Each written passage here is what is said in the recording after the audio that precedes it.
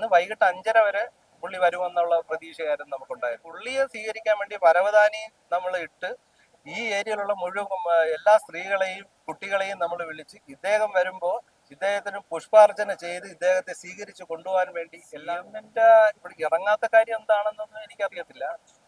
ഈ ഇന്നലെ വരെ ഇന്ന് വൈകിട്ട് 5:30 വരെ പുള്ളി വരുമെന്നുള്ള പ്രതീക്ഷയായിരുന്നു നമുക്കുണ്ടായിരുന്നത്.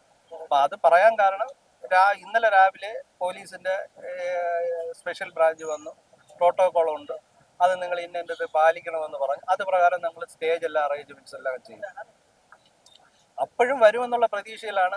അത് കഴിഞ്ഞ് അവർ വന്നാണ് നമ്മുടെ തോന്നുന്നത് ഗുരുമല മണ്ഡപം വരെയുള്ള സ്ഥലത്ത് കസേരയൊന്നും ഇടാൻ പാടില്ല, പുള്ളിക്ക് നടന്നു വരണം. അപ്പൊ അതിനുവേണ്ടി പുള്ളിയെ സ്വീകരിക്കാൻ വേണ്ടി പരവതാനി നമ്മൾ ഇട്ട് ഈ ഏരിയയിലുള്ള മുഴുവൻ എല്ലാ സ്ത്രീകളെയും കുട്ടികളെയും നമ്മൾ വിളിച്ച് ഇദ്ദേഹം വരുമ്പോൾ ഇദ്ദേഹത്തിന് പുഷ്പാർച്ചന ചെയ്ത് ഇദ്ദേഹത്തെ സ്വീകരിച്ച് കൊണ്ടുപോകാൻ വേണ്ടി എല്ലാം അറേഞ്ച്മെന്റ്സും ചെയ്തു വെച്ചിട്ട് ഞങ്ങൾ വളരെ പ്രതീക്ഷയോടെയാണ് നമ്മളിവിടെ നിന്നത്.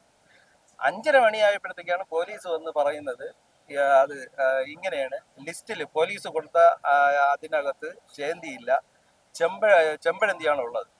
അപ്പോൾ അങ്ങനെ പറഞ്ഞപ്പോൾ നമുക്കൊരു മാനസികമായിട്ട് നമുക്ക് നല്ല വിഷമം തോന്നി. ഇതിനു മുമ്പുള്ള പല മുഖ്യമന്ത്രിമാരും ഇവിടെ വന്ന് പുഷ്പാർച്ചന നടത്തുകയും സാംസ്കാരിക സമ്മേളനത്തിൽ പങ്കെടുക്കുകയും ചെയ്തിട്ടുണ്ട്. നേരത്തെ ഉള്ളതും അങ്ങനെ തന്നെയാണ്. ഇവിടുത്തെ സമ്മേളനത്തിന് കേരളത്തിൽ തന്നെ ഏറ്റവും അതിവിപുലമായി നടത്തുന്ന ചതയദിനം നടത്തുന്ന ഒരു പ്രദേശമാണ് ഇവിടെ. ഇവിടെ SNDP കല്ലമ്പള്ളി ശാഖയും സാംസ്കാരിക നിലയവും കൂടെ ഒരുമിച്ച് നിന്നാണ് ഈ കാര്യങ്ങൾ.